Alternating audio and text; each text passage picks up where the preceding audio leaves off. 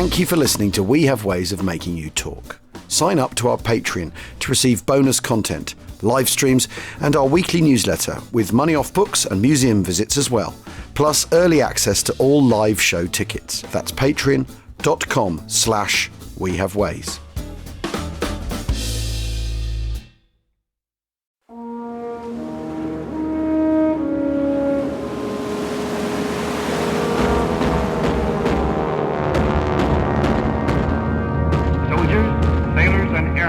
Of the Allied Expeditionary Force. You are about to embark upon the great crusade toward which we have striven these many months. The eyes of the world are upon you. On the eve of this great adventure, I send my best wishes to every soldier in the Allied team.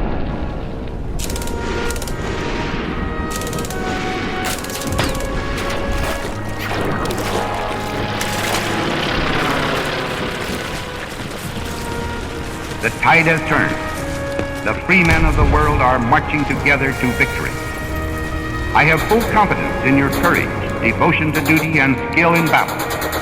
We will accept nothing less than full victory. Good luck, and let us all beseech the blessing of Almighty God upon this great and noble undertaking. Our friends from the East cannot imagine what they are in for here.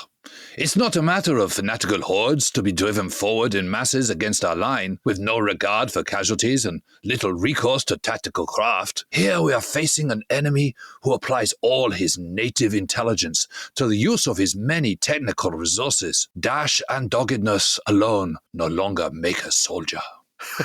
And that, of course, Grasshopper is Field Marshal Erwin Rommel. Of course it is. Of course it is. And he's saying that to Fritz Bayerlein, his old chum from the Africa Corps days. Right. And when's he saying that, Jim? He's saying that in May 1944. In the shadow of Overlord. So welcome, everyone. Overlord. Welcome, everybody, to D-Day. What is going to be, I think, our biggest We Have Ways series of episodes based around one subject, which is, of course, Operation Overlord. Better known as D-Day. Although what's going to become clear, we hope, is that it's not just D-Day, because this thing is not just D-Day. There's so many other moving parts. The 24 hours is just one window in an enormous mansion with many windows, as it were. What the format of this is going to be, we're going to record episodes here in the podcasting style of the two of us get together and chatting, and then we will be doing episodes where we will be walking the ground in Normandy itself and having a good look, which we're going to do. We're going to do nearer the time. And, of course, there's an awful lot that has to happen before it, and there's an awful lot that we have to put in the scales before we can put a single person on a single beach or parachute or glider in anybody on either of the Allied flanks. And we thought what we'd do, as you could tell by Jim's immaculate impression and quote, that what we would do is start with the other side of the hill, or the other side of the English Channel, as it were, and have a good look at the state of play for the Germans, their expectations, the people that are in charge, what they've got in their inventory. Or not, also, as the case may be. Or not, as the case may be, which I think may be the way we're headed. And the thing to remember is if you're listening to this and you think, God, I really need to get all of these episodes in one delicious chunk, then what you need to do is subscribe to either our Patreon and become a fully fledged member of the Independent Company, where all sorts of stuff like live casts and bits and pieces, and there's some audiobooks up there, come your way, and news of things happen quickly and all that sort of stuff. Or you can subscribe to our Apple Podcasts channel. Everything's organized into subjects. One of the things we will be doing as these episodes progress is we'll say, oh, we've done an episode about that, haven't we? And you'll be able to literally go back to the Apple channel, find that episode, and fall down the rabbit hole that we are studiously going to try to avoid, trying to not rabbit hole too much on these episodes, because they are this is the Warren itself. So we don't need any other rabbits. But if you go to the Apple channel, because some of the things we're going to end up talking about, we've talked about before, sometimes in much, much greater depth or sort of or more close up. So anyway, here we are. Welcome to our Overlord series. It's worth noting that by this point of the war in the rest of the world, regular listeners to the podcast will know that I think that if you're the rational German government of some people's imaginations, that 1943, the writing is plainly on the wall. But by the summer of 1944, I mean, the writing isn't just on the wall. It's on the table. It's on the chairs. It's on the floor. It's on the ceiling. The writing is absolutely everywhere. It's staring you in the face and shouting down your ear holes. Exactly. The British Army could hardly have been kicked out in greater ignominy from Europe in 1940, and yet is preparing only 4 years later. And you think, the pandemic for us was only 4 years ago. Not long ago, but also a long time ago. The way that time does that strange dilation thing. If the pandemic started really just before the beginning of 2020, there's our phony war. By the spring, it was in full flow. Our Dunkirk, if Dunkirk was basically 4 years ago from now as we're recording and listening to this. Yeah. It's amazing. That's a really, really amazing perspective, isn't it? That's the stretch of time we're talking about here. And that's the stretch of time in which the Allies turn that situation round. And it's also the stretch of time in which the Germans gradually lower themselves into the boiling cauldron of the Allied response. Because, France falls June 21st, 1940, France then divided it's interesting. You can look at it so that there's a Vichy government, or you can look at it that what the Germans have done is taken the Atlantic coast for themselves. Which is basically what they've done. It's that way round, really. Everything the Germans do is an expression of the power they seek to hold. Yeah, why would they want to be bothering with the kind of day-to-day running of the interior of France, which is of no value to them whatsoever? Precisely. Leave that to someone else to do. And that's all fine and dandy until November 1942, when Vichy North Africa is overrun by the Allies with Operation Torch, Northwest Africa invasion. They then occupy the whole of France. But one has to remember that the Atlantic coast, and that includes Normandy, has been in German hands since June 1940. Yeah. So it's 4 years. It's 4 years. Let's just say, for the sake of argument, first couple of years they're thinking, well, we're safe, aren't we? We don't need to. We don't need to do anything. And these French postings are lush, charming postings away from the ghastliness of the Eastern Front, away from Italy. And by the time we're talking about, by the turn of the year into 1944, they're getting hammered absolutely everywhere. Eastern Front, Italy. The Luftwaffe's getting destroyed in the skies over Germany itself. Yes, and if anyone wants to, what we should say is we're not going to be doing too much on the pre-invasion air war, because we kind of feel we've covered that in episodes we've done on Big Week in the past, but also most recently our series on the Mighty Eighth. So if anyone wants to find out a little bit more about that, do go back to the Mighty Eighth series. But yes, it's every which way they look. They're being hemmed in, hammered. They're being hammered from the air. They're being hammered from the southern flank. From the eastern flank, and any minute now they're going to be hammered from. And I think it's fair to say that the Germans know the invasion is coming. Every new stage of Allied sort of advancement, the Germans find themselves robbing Peter to pay Paul. So one of the dominoes of Sicily falling, or the invasion of Sicily, is that the Kursk offensive, Citadel, is called off.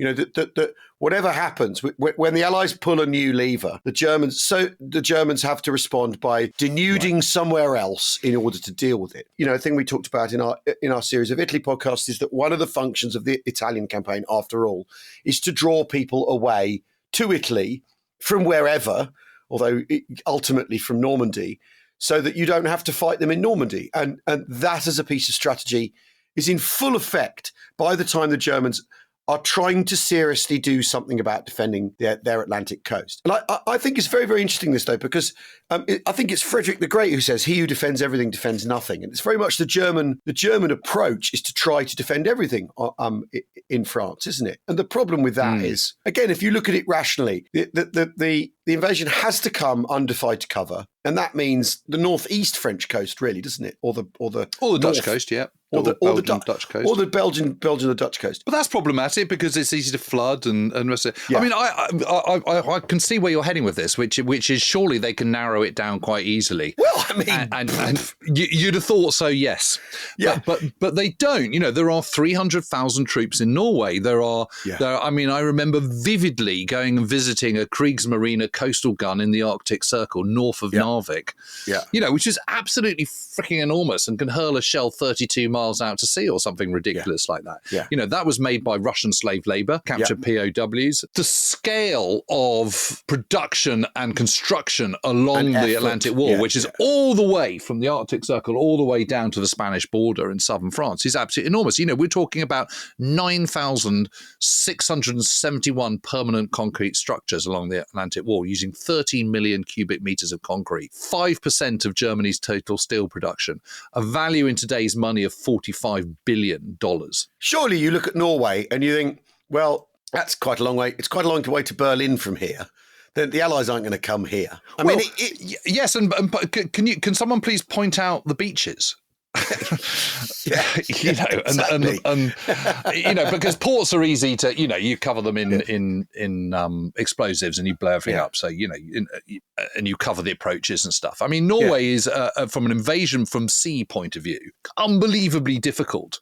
Well, as the Allies have proven in 1940. So, Right. So really, really hard. Then you've got the Dutch, you've got the sort of Danish coast. Well, that's kind of full of sand dunes. That has got lots of long beaches, but you'd get sort of tied up in a narrow isthmus, which is, peninsula, which is quite easy to defend from a German point of view. So you'd have thought that one would be out as well. And it's quite a big distance across the North Sea. Then you're getting down into kind of, into the Dutch coast. Well, again, it's very low lying from a German point of view, very easy to flood. You break the dikes, blow up the dikes. Tons of water obstacles. Practically, that's not going to happen.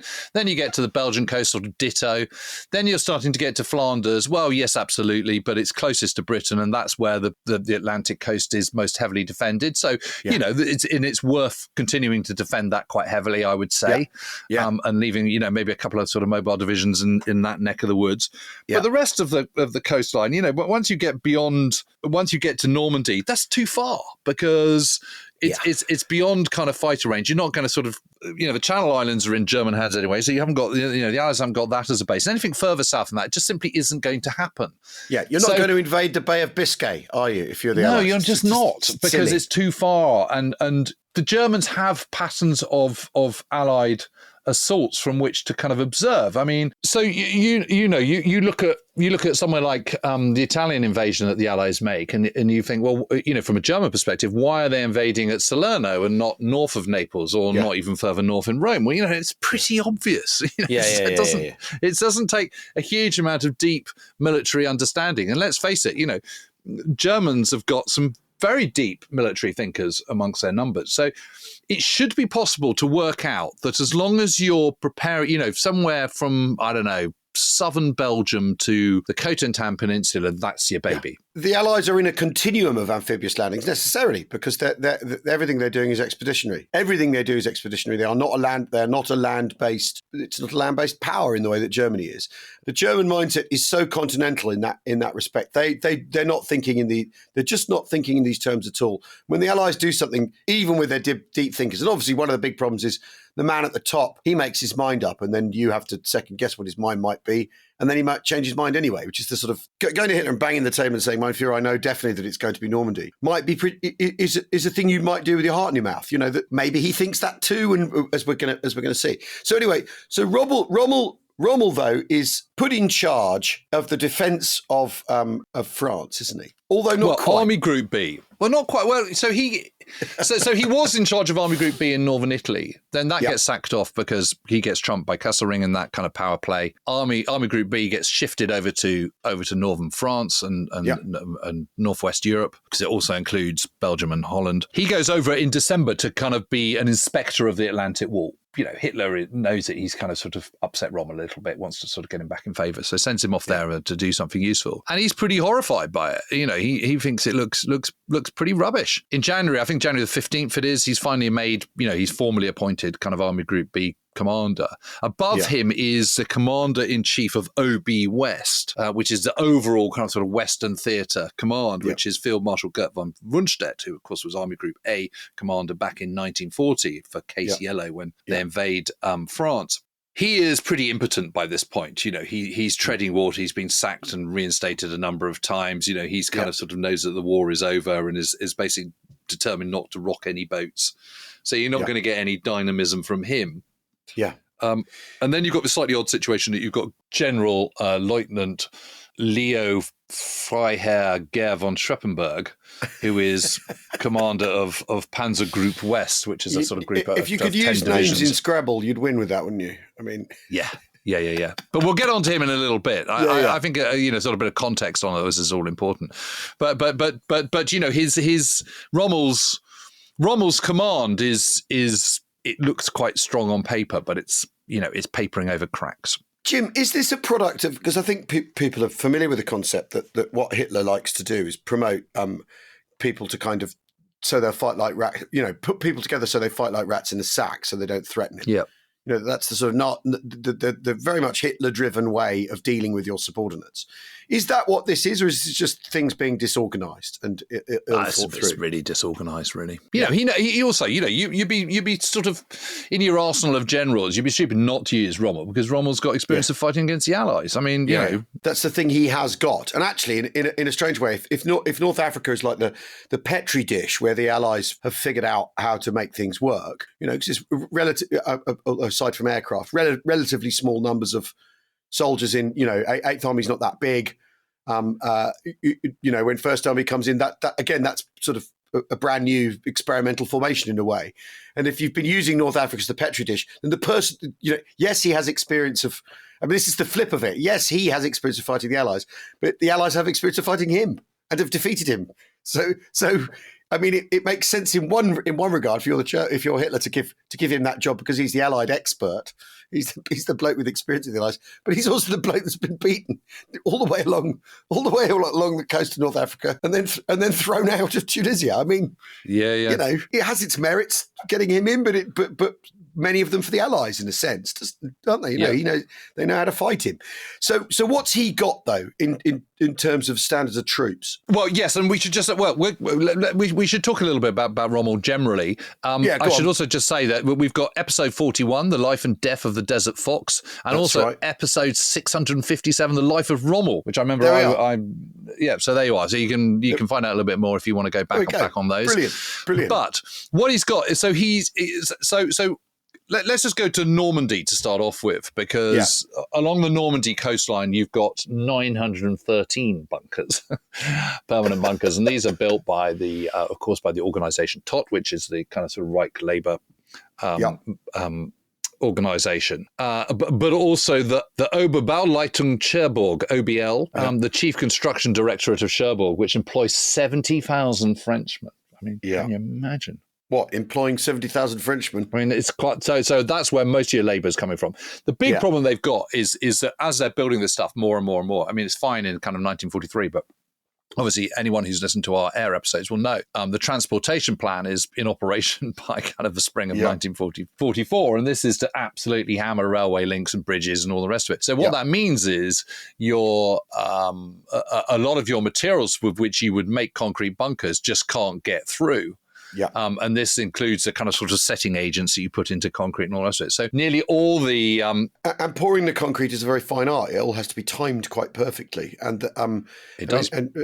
We've talked about this as well, about the concrete on the Atlantic wall, that if you get the timing wrong, then basically you ruin the piece of concrete, or if you end up having to pour it twice, then it has essentially a great big crack in it and all this sort of stuff. The labour's dragging its heels perhaps in some of this construction. So it's getting done slowly and it's not being done to the highest quality. And it's very, very poor quality. I mean, you find basically that all the bunkers sort of up to kind of March 1944 are kind of sort of okay-ish, but post-March sort of April 1944, and bunkers are being made up right up to new positions are being made right up to the eve of D-Day. They're very low grade because they're just made with kind of local materials and whatever they can make. So obviously that means they're kind of lower quality, which means they're kind of more likely to be smashed. But what's the alternative? Not making them at all. So they just go, what the heck? We've got to do what we've got to do with what we've got. But Rommel, when he gets there in December, looks around and just thinks this is absolutely, completely half-cocked, particularly along this Normandy stretch. The northern coast of Normandy has got this lovely sort of swathe of open beaches. It just says sort of land lots of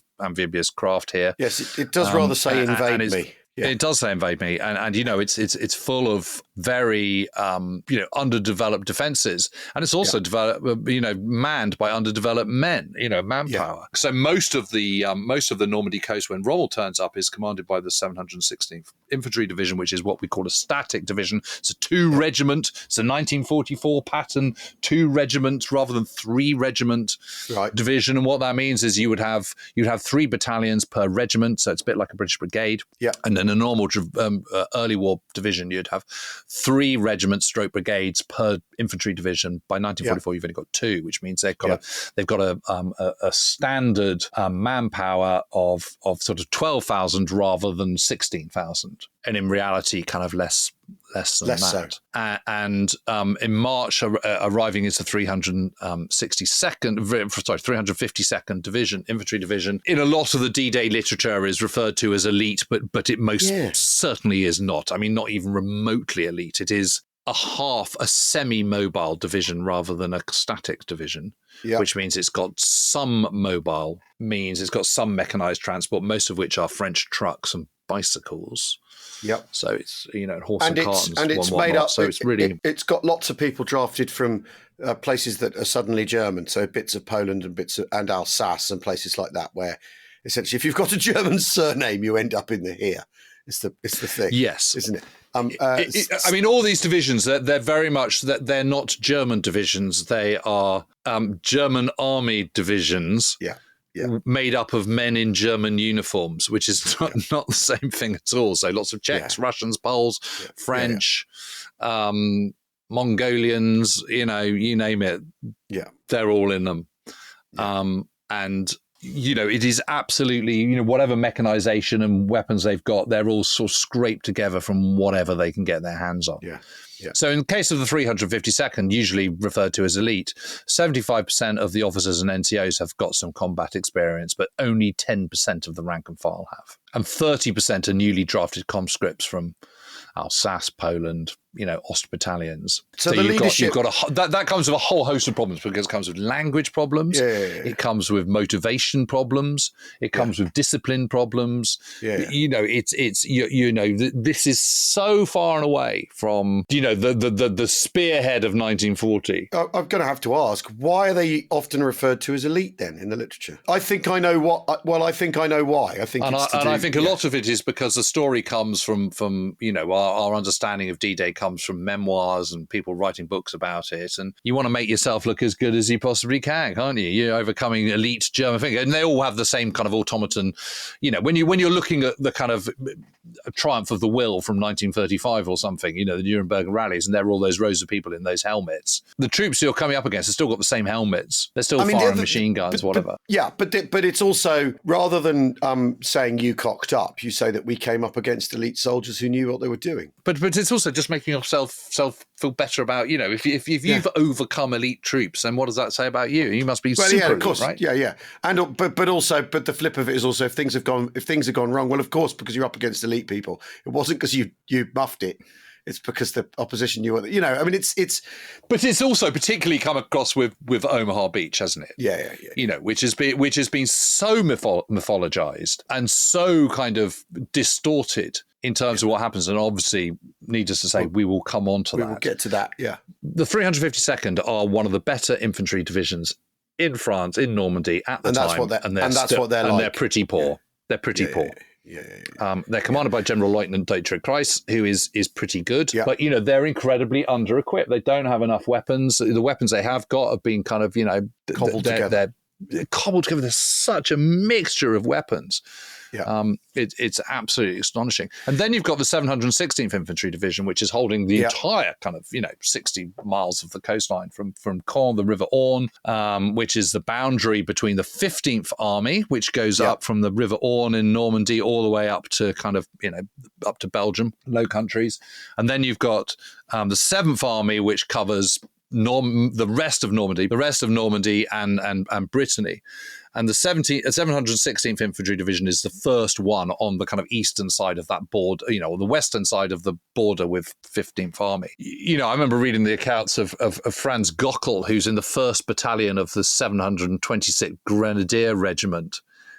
and they're in the lineup for waiting for kind of their dish out of soup, and he's in the line, and the ladle goes in, and out comes a dead rat.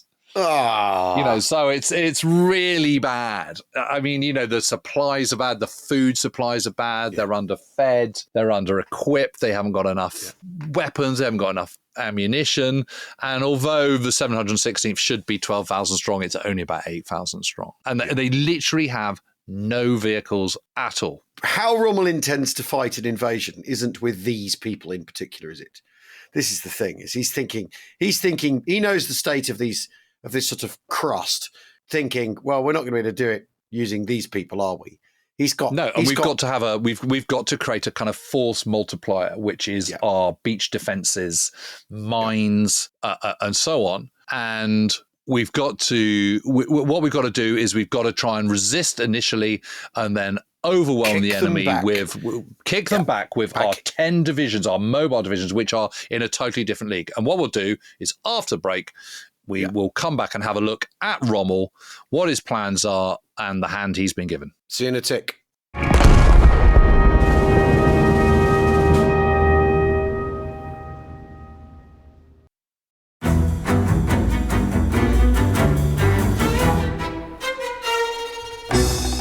I'm Anthony Scaramucci, former White House Director of Communications and Wall Street financier. And I'm Katty Kay, US Special Correspondent for BBC Studios. I've been covering American politics for almost 3 decades. Welcome to The Rest is Politics US, brought to you by Goalhanger. In this pivotal year for the United States, democracy and world affairs, Britain's biggest podcast, The Rest is Politics, is launching stateside. Uncovering secrets from inside the Biden and Trump inner circles and how they shape the world's most important economy, but also the global economy too. New episodes are released every Friday morning. Just search The Rest is Politics US wherever you get your podcasts.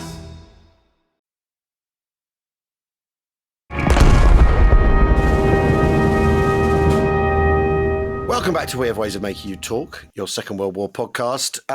In episode 1, part 2, episode 1 of our D-Day and Overlord epic. I'm going to call it an epic because we haven't attempted a 12-part series before with 4 on the ground. Yeah, let's face it, it's probably going to be 16. Oh, Jesus Christ. Anyway, apologies for the profundity there, everybody.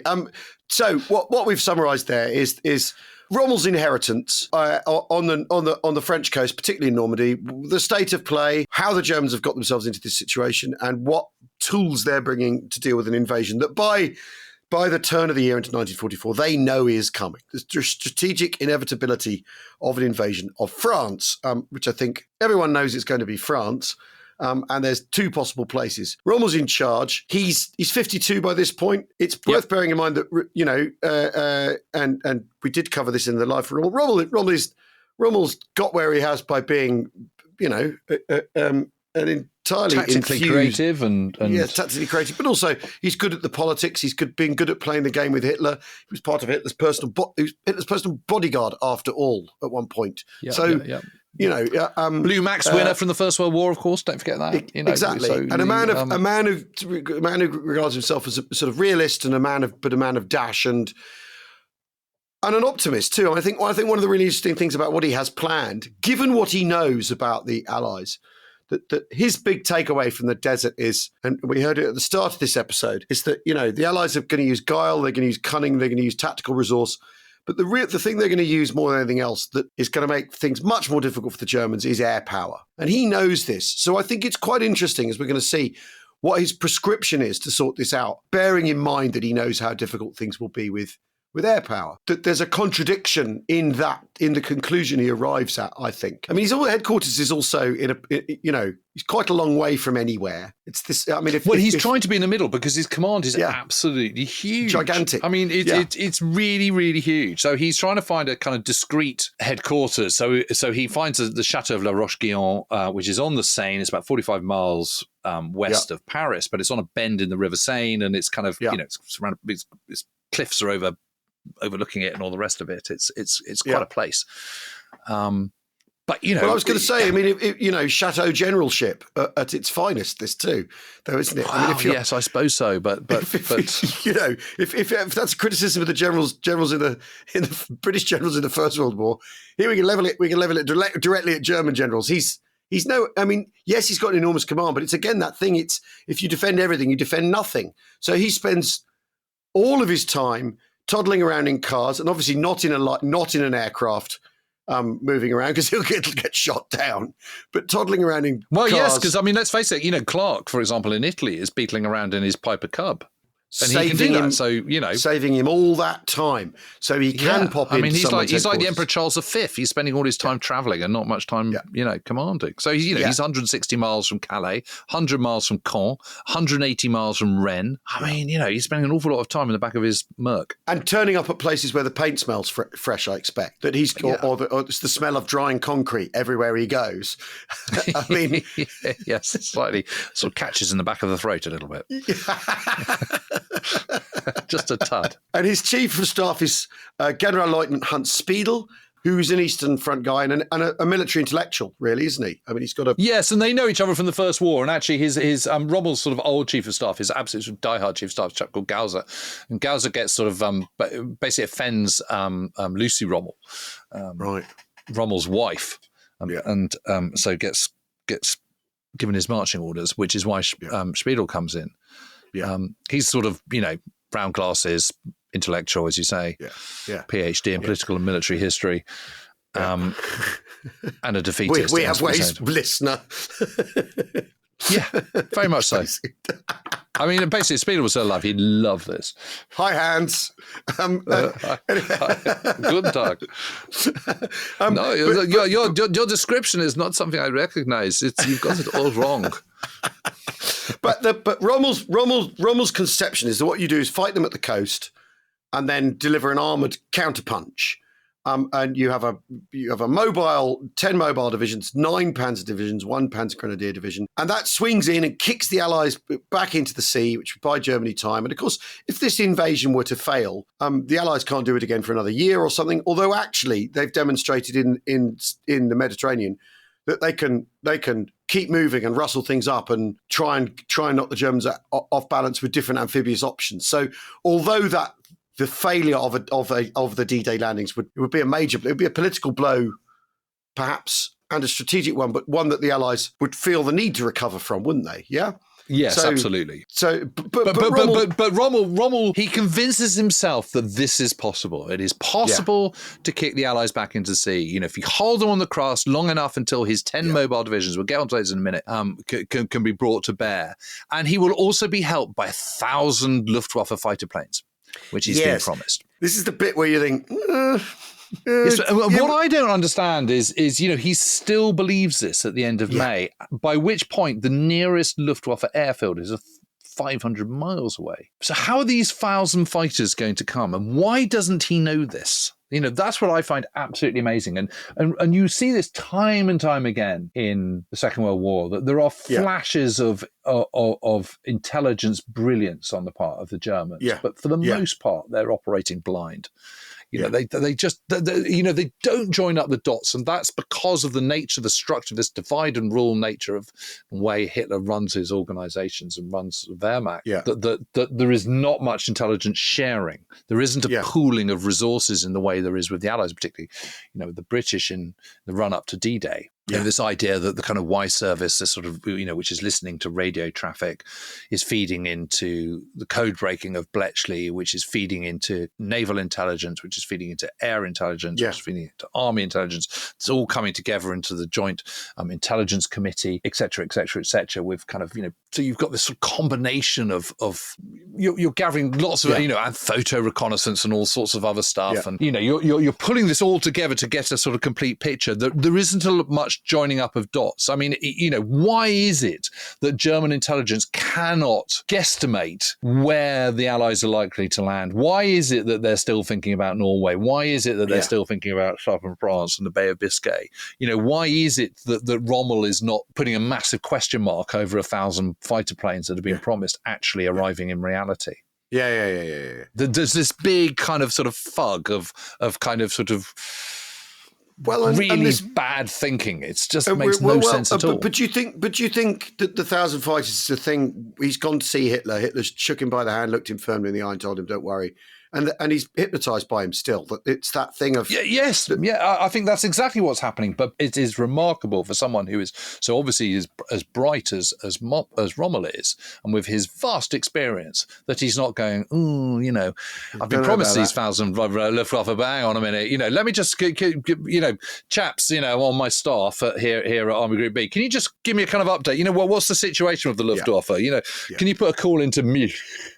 And find out where where they all are, and where is the nearest airfield, and do a bit of checks yourself, because he knows enough about Hitler by this point to know that Hitler's promises are not always kind of what's best informed or indeed maintained. Rommel's motive, though, he is to keep Bolshevism out. After all, that's the other thing. He's also yes. There's a great quote which he explains what is. Do you want to do it this time? Yeah, I have to be satisfied with what little I've got and try and defeat the enemy with only the most modest means. And defeated they must be. If Bolshevism is not to triumph over us, even then, when we have defeated Britain and the United States, the war with Russia won't be over, because she has enormous resources of men and raw materials. Perhaps then a united Europe will come forward to fight this enemy. That's mental. That's bonkers. Once we've defeated Britain and the United States. What? But yes, but I think at this point, it just sounds like party line, that, rather than anything It does else. sound like party line, but I think what Rommel is trying to do is he's trying to make sense of this terrible situation they find themselves in, where they're clearly losing the war, and he's trying to justify continuing to fight. He's trying to, but because spoiler alert, it doesn't go very well for Rommel in Normandy, and very quickly he goes from kind of we can do this to. Game's up. We're stuffed, which is, and it's like he's got two kind of thoughts on his shoulder, and one's trying to kind of sort of push the other. And just in this run up, he's re-energized by the prospects of kind of the fight, and, perhaps they can win after all, and command, and, the responsibility and all the rest of it. So he's trying to put as good a spin on it as he possibly can. But in his dark moments, when he wakes up at kind of 3 a.m. and stares up at the ceiling in La Roche-Guyon, he must be having major doubts. And you sort of sense that in his frustration with the defences, because he spends an awful lot of time going around with General Lieutenant Wilhelm Meiser, who is his chief engineering officer. And, they're because they know that their troops are rubbish, static troops are rubbish and under-equipped, more and more emphasis is put on these belts of offshore defences, and what we're talking about here is the Belgian gates that, so you have like a sort of like a metal frame which is stuck on the beach, covered in explosives. Then you have Rommel's asparagus, which are these sort of telegraph poles or tree pole, tree trunks put onto stock a kind gliders. of onto a. But stock gliders, but also stop ships, and they've got kind of explosives on the end. As he goes around and sees these incredibly unimpressive troops and sees them sort of labouring over pouring in yet more kind of low-grade concrete, he thinks, okay, I can't expect too much from them, but we've got to hold them. We've got to hold them until the mobile divisions can counterattack. The only way we're going to do this is ever more numbers of mines. They've gone from kind of 2 million mines in October 1943 to 6.5 million by kind of, I don't know what it is, sort of May 1944 or whatever. But he wants 20 million, and then he wants 200 million, and, and he wants ever more non-human defences, because he knows his human defences aren't going to be up to it. Or don't exist. Don't exist. There aren't the numbers. Okay, so the 10 mobile divisions, and I think people who've read about D-Day know that there is this panzer deployment debate within German command as to what you do with your panzers. Debate creates the illusion that this is all being conducted in a kind of gentlemanly way, and the House maintains that what we should do is deploy our panzers here. German generals fighting like rats in a sack, Hitler in the mix, people desperate for attention, for power, for command, for being the bloke who wins the war, and all this, how chaotic the German command is by this point, I think is is also why there are still people in Norway trying to defend Norway from an invasion that isn't coming. The chaos of it all. Debate is too polite a word to sort of encapsulate what we have here. But basically, it's what do you do? Rundstedt wants to hedge his bets generally because he's kind of played out. And it probably feels no one listens to me anyway. So what's the point of me offering an opinion?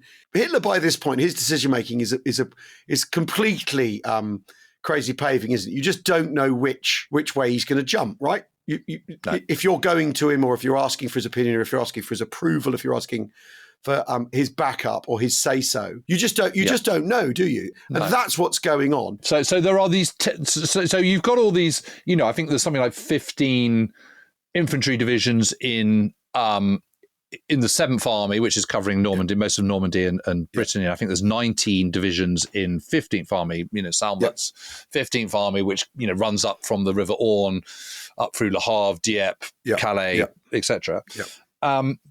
And they're these, they're very much these static divisions with a few kind of vaguely mobile divisions like the 352nd. Yeah. But they're very much the kind of sort of dregs. And I've mentioned this before, but if you sort of think of a sort of, a line, a sort of horizontal line as being a sort of, a not bad quality division.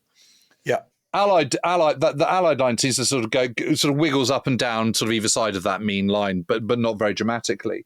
Whereas in the German army, in the Wehrmacht, what you get is these sort of absolute leaps. You get sort of really very good divisions to kind of absolutely rubbish. And Rommel is hoping that the static divisions combined with vast numbers, millions of mines and beach obstacles will be able to hold the Allies just long enough until he can mass these 10 mobile divisions. The 10 mobile divisions are 9 panzer divisions where your absolute fighting thrust is, these are all, incidentally, all arms units. And 1 Panzer Grenadier division, so 10 mobile units. They're all fully mechanized. They're a combination of motorized infantry, motorized reconnaissance, anti-aircraft, anti-tank, artillery, all motorized, and of course tanks as well. And the difference between a Panzer Grenadier and a Panzer is that there are more assault guns, tracked vehicles with a gun on, an artillery piece on, than tanks, which are anti-tank guns on a rotating turret in a Panzer Grenadier than there are on a Panzer division. But these are the best equipped, best trained, for the most part, all German. Much better motivated. They are much larger. So, something like the 12th SS Hitler Jugend Division, for example, is about 22,000 strong. The Panzer Lehr is about 17,000, something like that. So they're much bigger than your kind of, 12,002 Regiment 1944 model cruddy infantry. Now, the obvious thing is for these mobile groups to come under Rommel's command because he is the commander of Army Group B. But they don't. They come under General Leo Freiherr Gehr von Schweppenberg, who is commander of the Panzer Group West. And he gets made this appointment shortly after Rommel is made Army Group B commander back in January. And Gehr is very cultured. He's an ex-military attaché in London. He speaks English flawlessly. He's a protege of Guderian, the great, Panzer leader, the great breakthrough man across the River Meuse back in May 1940, etc. But he's an Eastern Front man. He's never fought in the West at all, and he doesn't understand Allied air power, and he believes that you should hedge your bets and believes that the Panzer divisions can be held further back and still brought to bear quickly. And this is the source of the argument. What Rommel is saying is, no, you can't. You will not be able to move up. The only way you'll be able to move quickly is if you're close to the coast. And so therefore we need to hedge our bets and have these 10 divisions all in a kind of arc around either side of the River Seine. So we need some in Normandy, we need some north of Normandy so that we can strike. And we're just going to have to take a punt on where we think the most likely place is going to be. And I think the most likely place to be is probably north of the River Seine in Normandy, but it might be south of the River Seine. But I think it's that neck of the woods. And Gehr just says, I think that's too risky. You just can't. I just don't believe that. I think we can, we've got the best mechanization. We'll just get them there to wherever the answer, and then we can kind of, we can respond to however it plays out. And this is an argument that just doesn't get sorted out. And on the 19th of March, Rommel goes to the Berghof, which is Hitler's favorite home down in the mountains near Berchtesgaden, kind of stone's throw from Salzburg, in the Bavarian Alps. And he has a one-on-one with Hitler. And Rommel's very persuasive. Hitler tells Rommel that he thinks Normandy and Brittany are the most likely place. It's not going to be Brittany. I don't know why he'd think that. And the very next day, he tells Rommel that he will most likely give him control of all the panzers. Oh, God. But he doesn't formally say it. He doesn't do it. So Rommel goes back, rubbing his hands, thinking, great, that's in the bag. But nothing happens, and nothing happens, and nothing happens. And on the 23rd of April, Rommel is still trying to get formal authorization to have complete control of the Panzer Group. And he's lobbying everyone he possibly can. He's lobbying everyone. So he lobbies Jodl, who is the chief of the operations staff at OKW. So he's like your kind of the number one pen pusher within the OKW, which is the combined general staff. And he says, provided we succeed in bringing our mechanized divisions into action in the very first hours, then I'm convinced that the enemy assault on our coast will be defeated on the very first day. Isn't so much of this, because after all, when we looked at Italy, you know, Rommel offers a solution if he's in charge of the solution. This does sound quite a lot like, please give me the toys to play with, rather than actually any of this is sensible. Yes, but he is still right, and he is providing the best chance of. I guess, but there is also an argument that what you don't do is get entangled on the beach within the range of fighters, and you build a firm line. You know, what you don't do is feed yourself into the Allied. So you take the Japanese approach to Okinawa, which is to kind of not contend the beaches and let them come in and then have an almighty ding dong. Exactly. Von Schweppenberg, maybe he's come from the Eastern Front, but maybe his understanding is, I don't want particularly to sit under those, 14-inch guns much, thank you. Yes, but that also precludes the fact that Hitler is going to let you retreat to an advantageous ridge line and all the rest of it. Well, of course. And here's the problem: is that there isn't a strategy. There isn't. No one's actually figured out. No. So eventually, Rommel just orders 2nd Panzer Division to Abbeville over and above von Schweppenberg's head. Von Schweppenberg's a bit kind of miffed about this because he thinks, these are my divisions. They're not up to you to start ordering them around. Yeah. So Gare von Schweppenberg and Guderian arrive at La Roche-Guyon on the 28th of April. And they actually have a very sort of convivial dinner in the lovely chateau. But there is still this impasse, and Rommel is still lobbying. And then on the 8th of May, Hitler makes his judgment, which is got to be one of the very worst he makes. Because it's a kind of, it's a something and nothing. And what he decides is that Rommel is to have tactical command of 2nd Panzer, 116th Panzer, and 21st Panzer, which is the only Panzer division which is actually based in Normandy. Whereas Gare is to have operational and tactical command of 1st Panzer, 12 SS Panzer of the 1st SS Panzer Corps, and the Panzerlehr, and the 17th SS Panzer Grenadier. And those 4 are very much the elite, creme de la creme, it has to be said. But that means instead of having 10, Gare has got direct control over 4. And then, check this, Hitler decides that what he's going to do instead is set up a new army group G in the south of France with 2nd SS Panzer, this is Das Reich, 9th Panzer and 11th Panzer. I mean, this really smells that is absolutely insane. I mean, this smells of anything, like a sort of... deferral exercise, anything than to actually have to make the decision you need to make. It's like, I'm making decisions here. What's wrong with you people? But it's not the decision that actually needs to be made. Do you know what I mean? You kind of think this is a month. D-Day's a month off. They don't know that obviously, but they got to have a pretty good idea. It's coming this summer. D-Day was originally scheduled for May, wasn't it? Overlord was meant to start in May. I mean, imagine if they're still having this argument as the invasion occurs. It's absolutely extraordinary. But also, but Rommel doesn't give up on that. He's still continuing to lobby and still saying, give them all to me, give them all to me. I mean, it's interesting looking, what you see in Normandy is this sort of, it's a kind of absolute reflection of the state of the Wehrmacht at this point, and particularly the German army, which includes, and I'm including the Waffen SS units at this point as well. So 15th Army, you've got General Oberst Hans Salmut, who is pretty competent, but he's got blood on his hands because his forces have had Einsatzgruppen subordinated to them in the Eastern Front. He's sacked for defying orders and with his 2nd Army and breaking out of Stalingrad. Hitler then reinstates him, gives him 15th Army. By this point, he absolutely loathes Hitler. He's a bit like von Rundstedt, he can't really be asked, he just wants to sort of sit it out and kind of not rock the boat too much. So Rommel thinks he's a bit lazy. Then 17th Army, you've got 14 divisions, and this is General Oberst, so Colonel General Friedrich Dollmann. Dollmann is just an absolute total waste of space. He's fat, kind of idle, has been in command of 7th Army in Normandy since the summer of 1940, done absolutely nothing, hasn't kept up with the times whatsoever. He's like the guy who's kind of doesn't understand what an iPhone is or has never heard of TikTok or, just absolutely hopeless. But on the other hand, the kind of the main corps, which is covering this part of Normandy, is 84 Corps, and this is commanded by General Lieutenant Erich Marx, who is thin-faced, bespectacled, intellectual, competent, very, very experienced, has lost a leg in Barbarossa. And Rommel has wanted him as the 7th Army commander, but he's been denied because Dolman's a good Nazi and Marx is a dangerous intellectual. He's sort of slightly known to have been losing his less enamored with the luster of National Socialism. He needs to go on an indoctrination course. It's not a great situation, and Rommel is spending his time just sort of beetling up and down the coast, all the way up to Pas-de-Calais and back and round, and and all the rest of it. As we were saying, both him and Misa now want instead of 6.5 million mines which they've got, they want 20 million, and then they want even more than that, and the troops are horribly under-equipped, and more and bigger guns and all this. They've got 380 millimeter guns rather in Cherbourg, for example, but they haven't yet been put in casements. They just haven't got around to it.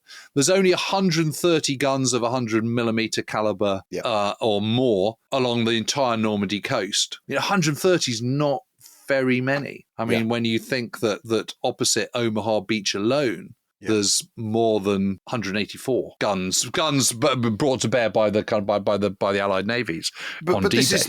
This is an effect of trying to defend everything, though, isn't it? Yes, and again, just it's worth reminding that there's 15,000 anti-tank, anti-aircraft guns in Germany alone, 130 on the Normandy coast. We've got to be quite careful here because we're making this sound like it might be easy. Whereas the thing we've seen again and again and again and again and again and again. If you've listened to our Italy series, recent Italy series, defending if you've got strong points that work for you, and there are strong points along the Normandy coast, these Widerstandsnester. If you've got strong points and if you've got people who are mobilised properly, you can defend. If you create little fortresses, little festings in villages or whatever, in the right places, you can defend and you can hold up. And you got to be, And this is what Rommel's if you only listened to this episode, you might think, well, what's all the fuss about D-Day? It was a piece of cake. Piece of cake, of course it was. The Germans, the Germans are chronically disorganised, and when the Allies are attacking Sicily, there's hardly any coastal defences at all. I mean, a few bunkers and that's it, a bit of wire, whatever. When they attack in Salerno, it's the same thing. There's actually no anti-invasion obstacles on the beach at all in Salerno. Yeah. That is a lesson that the Germans have taken from Salerno. They might not have learned the lessons about air power, but they have learned the lessons of that. There are only 2 belts of offshore obstacles, not 4 belts, which is what Rommel wants. And he goes up to on the 30th of May, he visits the Breville Ridge, which is where the British airborne troops will be for much of the Normandy campaign. And he looks down on there and he goes, that's a really obvious place for a landing zone. Get some more asparagus on there. Get some stuff in there, very quickly, but that's the 30th of May. So, and some of these strong points are really, really strong. And it's worth mentioning WN. So WN stands for Widerstandsnester 17 and 16, which is created by Oberst Ludwig Krug. So Colonel Ludwig Krug, who is an engineer, and he is the commander of Infantry Regiment 736 of the 716th Division. And, he's brought all his engineering skills to bear in perfectly sighting these 2 strong points, one on the ridgeline, one lower down, one with guns, one with kind of, observation. And from there, they can see over to the River Orne, and they can see the Breville Ridge. They've got Caen behind them. They're basically blocking Caen. You can look across to this very small city of Douvres. You can look at the Finkelstein radar station. You can absolutely see the coastline. This is what's going to be called Sword Beach. And this is certainly the strongest single strong point or a series of strong points on the entire Normandy coastline. So, and it's made with good quality concrete and all that kind of stuff, in sharp contrast with some of the other parts of the Normandy coastline, along what becomes known as a Utah beach. Very, very underdeveloped, hasn't been really barely done at all. So it just depends. But it's interesting, when you're looking at the troops, they're not all awful, of course. There's Fallschirmjäger Regiment 6, for example, which is made from a cadre of 1st Fallschirmjäger Division NCOs and officers. This is where Martin Purple is attached, who's a Crete veteran, an Eastern Front veteran, a Sicily veteran, a Southern Italy veteran, for example. So he knows what he's doing, if nothing else. And he's mobilised. These are motivated people, the Fallschirmjäger, aren't they, in a way that... They're motivated, they're all German. Yeah. They're all disciplined. They've got greater motivation. They're not going to throw in. They're under-equipped as well in terms of heavy weapons, but they've got more machine guns than any, so per 10 men, you've got 2 machine guns rather than 1. They've got assault rifles, blah, blah, blah. Commanded by Oberst Friedrich Freiherr von der Heydte. And they're pretty good. But again, von der Heydte is not impressed by what he sees in Normandy. He goes, weapons from all over the world and all periods of the 20th century seem to have been accumulated in order to convey the impression of a mighty force. Yeah. And General Marx, our bespectacled, one-legged, competent general, says, emplacements without guns, ammunition depots without ammunition, minefields without mines, and a large number of men in uniform with hardly a soldier among them. I mean, it's pretty damning, isn't it? And of course, what he's also doing is asking for more. You don't say that if you don't want more. Yeah, but you'll never see the ally. Even the allies are sort of, when they're complaining about kind of, Shermans versus Tigers, you're not getting this kind of scale of language. No, I mean, what this is implying is that people who know what they're talking about are knowing that Normandy might be the land of plenty in terms of butter and Calvados and cidre, but it's not in terms of weapons and ammunition. Yeah. And, I remember following a chap called Lieutenant Hans Heinze, who was an experienced commander from the Eastern Front who'd been wounded, came back and was plonked into the 325th Division. Sorry, the 352nd Division. Yeah. And he said a large percentage of the machine guns in the bunkers were captured weapons that did not fit our standard ammunition. At several points, the barbed wire and trenches were not complete or manned properly. Yeah. And on the 4th of June, Heinze is accompanying an 84 Corps staff officer on an inspection tour. And he says to him, Herr Mayer, we have enough ammunition to stop the 1st, 2nd, 3rd, 4th, and maybe even 5th wave of Tommies. But after that, they're going to kick the door in on top of us, and then all is lost. And that's Sunday, the 4th of June. That's Sunday, the 4th of June. But I think it's worth just, finishing on this episode with Rommel's tour that he does of the Normandy coastline on the 30th of May. This is the day that he's on the Breville Ridge and sees what he thinks could be a landing zone. And he visits the 21st Panzer Division, the only one of these 10 mobile divisions that is operating in Which Normandy. Which again is a mishmash, isn't it? It's a mishmash. It's a total mishmash. Pieced together, piecemeal thing, isn't it? Yeah. So 21st Panzer is not in the same league as Panzer Lehr, 12th SS, 2nd SS, etc. Yeah. And he sees Major Hans von Luck, who is his old reconnaissance battalion commander from 7th Panzer Division days back in 1940, and served with him in the Deutsche Afrika Corps in North Africa as well. Yeah. And Hans von Luck is now commanding officer of the Panzer Grenadier Regiment 125. And they pause and chat, and he says, good to see you again, von Luck, etc. But 21st Panzer is, while the other regiment, Panzer Grenadier Regiment 22, is commanded by Oberst Lieutenant Hermann Oppeln-Bronakowski, who again is sort of former Olympic gold medal winning equestrian. He's a Knight's Cross winner from Russia. He's super, super competent. Very much in the kind of sort of high end of German commanders that we kind of, that's how we imagine them all to be. But the commander of the division is General Major Edgar Feutinger, who is just another, like Dolman, sort of fat Nazi who's kind of constantly going off to Paris to shag his mistress, and has no experience of commanding armoured units whatsoever. He's completely hopeless, and the priority for Hitler at this point is making sure that he's got enough good Nazis sprinkled amongst the higher echelons rather than competent commanders. That's what he's interested in. That's the thing. The politics is more important to him, to have that ticking over. Yes. As it always has been. It's the truth. That's always been the thing he's interested in. As Rommel visits Allied aircraft, kind of sort of hurtle over. And he says to the assembled crowd, which includes von Luck, says, "Gentlemen, I know the English from Africa and Italy, and I tell you, they will choose a landing site where they think we do not expect them to land. And that will be right here on this spot." Fantastic. But he also predicts that the invasion is not going to take place for another 3 weeks. Yeah. But there's another Mystic Meg. There's another Mystic Meg. Mystic Marx. General Marx. General Marx. A different view. From my knowledge of the English, they will go to church again next Sunday and then come on Monday. And that would be Monday, the 5th of June. So 1944. He's on the money. He's on the money. He's more on the money than Rommel, isn't he? Yeah, Marx knows. Mystic Marx on the money. That's the German state of play. as the on the eve of Overlord. D-Day. Episode 1 of maybe the rest of this year's We Have The Ways. longest day in history. Etc. Got to do this. It's just irresistible. Yeah, it is irresistible, but it also must be resisted. Thank you very, very much for listening. Episode 2, we will be going looking at back the British plan, the Allied plan. British plan, the Allied plan. And it's worth remembering, really, that, it's the Royal Navy, it's the British that make this possible. Just want to put that out there for our American listeners. Thanks very much for listening. We will see you all again very soon. Tschüssi, tschüss. Cheerio.